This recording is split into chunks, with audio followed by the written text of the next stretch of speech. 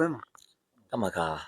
Safi kabisa. Alhamdulillah. Na Ijumaa leo umekula kanzu madhubuti kabisa.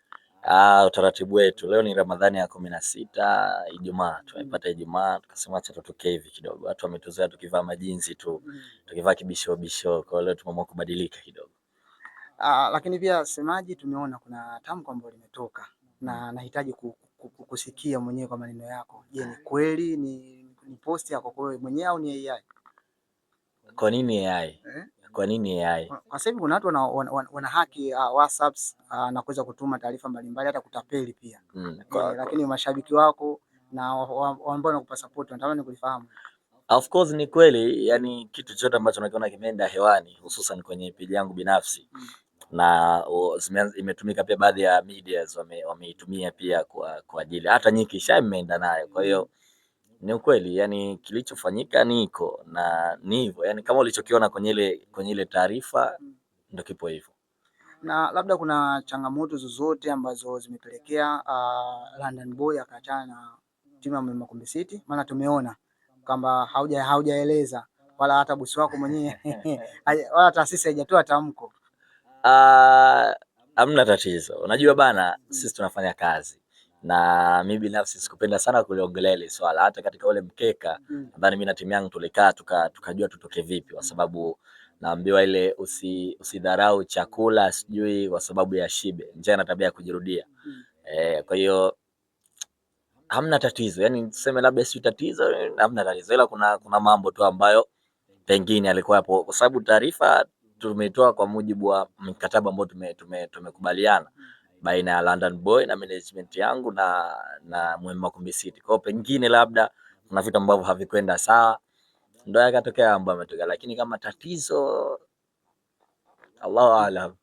Lakini pia kwenye ule mkeka ambao umeutoa, kitu ambacho nimepitia na kuangalia zaidi kwamba umesema umesitisha mkataba. Hii yote inamaanisha kwamba haujamaliza mkataba ambao umesaini. Exactly. Yes, issue imekaje? Of course unajua, si swala geni, yani kwa mtu yote ambaye anafanya kazi kwenye taasisi inapofikia hatua akaona labda mambo hayaendi sawa, au pengine ana mambo ambayo ameona labda alikubaliana twende Kilimani, alafu akaona watu hawaji Kilimani wanaenda Bububu. Kwa hiyo maana yake hapo lazima mtakuwa mpo against kwa mujibu mlivyokubaliana. Kwa hiyo ni hivyo, na mbona si swala geni, yani kwa nini watu wamelichukulia kwa uzito huo kwamba eti kusitisha mimi mkataba kwangu na Makumbi City? Na of course ni makubaliano pia, siwezi kusitisha tu contract na taasisi bila kuitafuta taasisi ukakaa mezani mpaka ukaona kitu kimeenda public au nimepandisha taarifa, means tumekubaliana baina yangu mimi na uongozi wa taasisi ambayo nilikuwa naifanyia kazi. Kwa hiyo ipo, mbona ni hali ya kawaida sana, watu wanasitisha mikataba wengi tu duniani. Sawa, lakini kwenye kusitisha mkataba tunafahamu kwamba kuna makubaliano katika pande zote mbili kwamba taasisi itatoa tamko, lakini pia na wewe mwenyewe utatoa tamko. Pia kuna vigezo, kama umesitisha mkataba ina maana kuna malipo ambayo unatakiwa uyalipe. Aidha taasisi wewe ndio ikulipe kama imevunja mkataba, ama wewe umevunja mkataba taasisi itakuwa uilipe. Sasa hiyo inategemea na mlivyokubaliana. Mfano kama mkataba wangu mimi, of course sipendi kuongelea sana, lakini mkataba wangu mimi na Makumbi ulivyokuwa, nadhani mwanasheria ndo anafuatilia sana hayo mambo, ila in fact hamna mtu ambaye labda anatakiwa kulipa chochote. Yes, ni tulikubaliana, yani kuna mambo tu alienda against, lakini sidhani kama kuna mambo eti anatakiwa yalipe na nini. Hayo mengi zaidi ni mambo ambayo yanaenda behind haya mambo ya kamera, lakini of course tulikuwa tumekubaliana hivi, kuna mambo yakafanyika hivi. Sisi kwa mujibu wa taaluma yetu au kwa mujibu wa taaluma yangu, na of course tunafanya hizi kazi, hatufanyi for fun.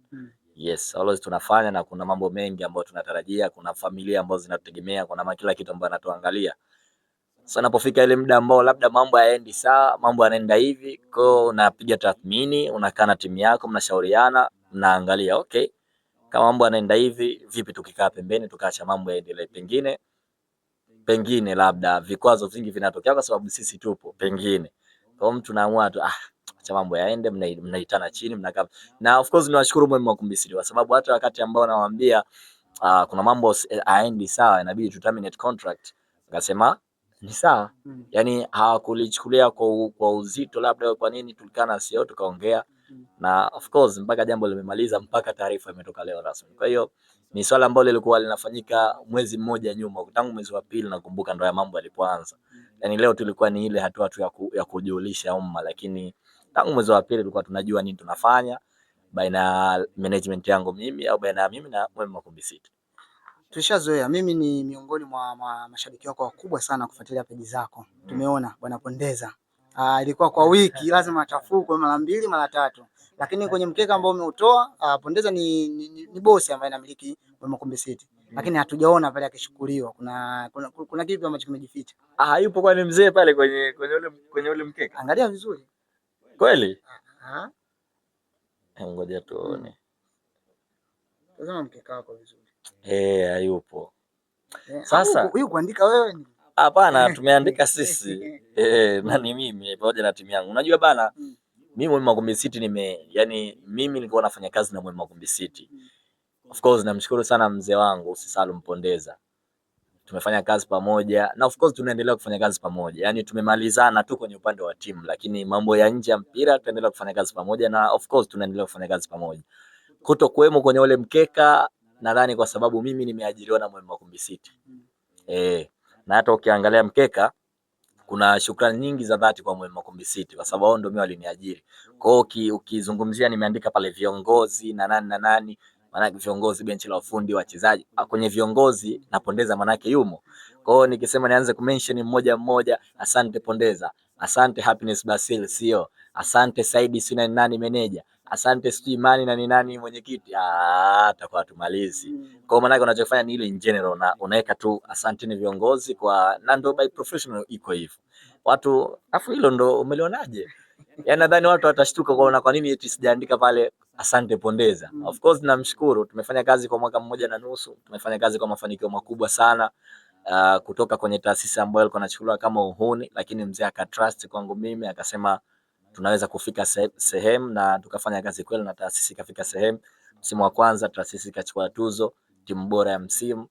The same time pia nikachukua na mimi tuzo afisa habari bora ya msimu. Kwa hiyo unaweza ukaona ni jinsi gani tumepiga hatua kuibadilisha ile image nzima ya Mwema Makumbi City kutoka kuonekana kama kigenge cha wahuni hadi kuonekana taasisi ambayo iko serious na hata kuwafanya watu wengine wawe serious zaidi pia kwenye vitengo vyao kutoka na kazi yetu ambayo sisi tunaifanya. Kwa hiyo namshukuru sana mzee Pondeza. Siwezi kumtoa shukrani mzee wa watu. Yaani kuonekana pale jina lake Pondeza sio kwamba yani haimaanishi kwamba eti ndio simshukuru au sijamshukuru. Nimeshukuru viongozi wote wa Mwema Makumbi City. Maana nikisema viongozi wa Mwema Makumbi City unamtaja Pondeza na waliobakia. Tunafahamu kwamba haukuanza Mwema Makumbi City. Ulianza katika timu nyingi, katika timu A ukaja katika timu B. Tutegemee London Boy kumuona katika timu C. Of course sisi kazi yetu ni kuzisemea taasisi. Yani Mungu sisi ametuleta duniani kwa ajili ya kuzisemea taasisi. Na of course sio muda sahihi wa kusema naenda wapi au nini. Sasa hivi naamua kupumzika. Sheikh, ni Ramadhani, ni mwezi wa ibada. Inabidi kwanza nifanye ibada kwanza, niwe karibu na Mungu wangu. Baada ya Ramadhani inshallah kama nitaenda popote mtajua, lakini in fact mpaka sasa hivi jana I think jana kuna simu nilipigiwa na baadhi ya timu 2 za hapa ligi kuu na moja pia ilikuwa Tanzania bara na miongoni mwa timu ambazo zinajiangalia hali yao Tanzania bara. Moja alinipigia simu, alikuwa ni nani yule? Alikuwa ni sini mwenyekiti sini nani, akanipigia akataka kujua hali yangu. Lakini hapa pia walinipigia mabosi wawili wa timu za hapa Zanzibar. In fact nikamwambia sasa hivi nahitaji kupumzika. Yes, nahitaji kupumzika. Unajua msimu umebakisha tu mechi 10. Ukitia na FA, ukitia na muungano maana unapata kama mechi 20 na something. Kwa hiyo naamua kupumzika. Ikitokea nimepata timu au nimesha sign timu mtaona na mtajua London wapi anaenda. Lakini kwa sasa tumeamua kupumzika, tumeamua kuliangalia game kwa nje kwanza. Itakuwaje kama ukitufanyia surprise? Unasema umepumzika lakini kuna timu. Unasema kuna timu. Wewe umesikia kuna timu tayari nimesha sign. Umesema kuna timu ambazo zimekuja lakini nimekataa. Yes, nimekataa. Nahitaji kupumzika. Nahitaji kupumzika. Nikajua tayari mko katika mazungumzo. Hapana. Waliongea wakaja na ofa. Afu wote wamekuja straight. Walikuja na ofa zao na baada na mechi 10 tu tumebaki sasa ligi, kuna FA, kuna muungano. Kwa hiyo tunahitaji uje kuhudumu kwenye timu yetu. Tutakulipa kiasi kadhaa, tutakupa signing fee kiasi kadhaa. Nikamwambia hapana. Nahitaji kupumzika sasa hivi. Nimehudumu takriban msimu mwaka 1.5. Mwaka jana na mwaka huu nimeanza nao msimu tangu ulipoanza mpaka sasa hivi kufikia mechi 10. Kwa hiyo hebu kwanza nikae nje ya game nione game likoje, ili nikija tena nije upya. London, tumeona ulianza kufufua tasnia hii ya kitengo cha habari na kuhamasisha wengine kufanya. Hivi sasa ni issue nyingine imekuja tena, kuvunja contract na timu. Tena wewe mwenyewe ndio umeamua kusitisha. Hii unawapa funzo na maafisa habari wengine kwamba wakitaka kufuata hatima zao wathubutu ama inakuwaje? Of course, yani kuna ile wanaposema, kuna msemo wanasema Waswahili, mtaji wa maskini nguvu zake mwenyewe.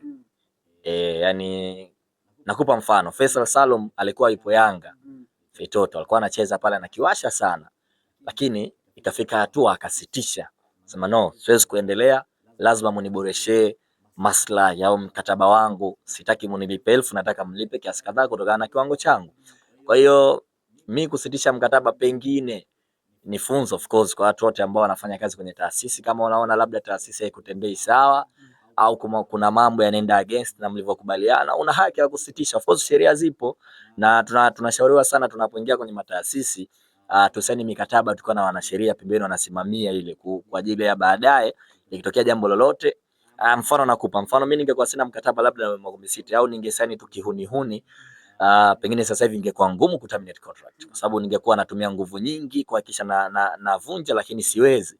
Lakini kufuata zile taratibu, tunasaini kwa taratibu, na hata ndio maana imekuwa rahisi mimi kuvunja kwa taratibu. Kwa hiyo of course nakuwa proud kuona mimi ndo nimeifanya tasnia sasa hivi ina thamani, lakini pia mimi ndo nimeenda kuvunja mkataba na taasisi.